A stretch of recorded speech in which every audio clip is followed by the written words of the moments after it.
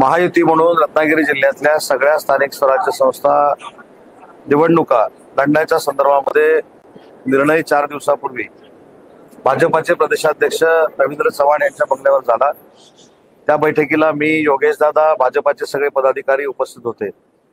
आज हा कार्यक्रम व्हायच्या अगोदर चिपळूणचे आमदार आदरणीय शेखर निकम साहेबांची मी चर्चा केली।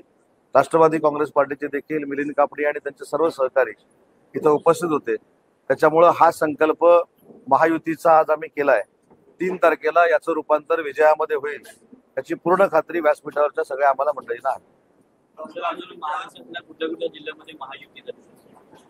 रत्नागिरीमध्ये तर झालेली आहे, धाराशिवमध्ये झाली, त्याच्यानंतर परभणीमध्ये झाली, सिंधुदुर्गमध्ये आज संध्याकाळपर्यंत होण्याची शक्यता आहे। त्यामुळे जास्तीत जास्त ठिकाणी समन्वयानं महायुती करून लढण्याचा निर्णय माननीय देवेंद्रजी, आमचे नेते एकनाथ शिंदे साहेब आणि अजितदादांनी घेतलेला आहे।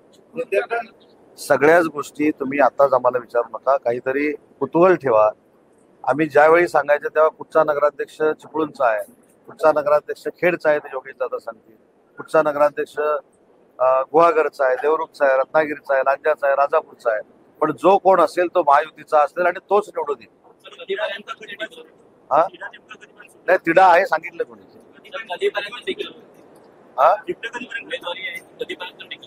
थोडं धीर धरा। या स्थानिक स्वराज्य संस्था आहेत, कार्यकर्त्यांना विश्वासात घ्यावं लागतं।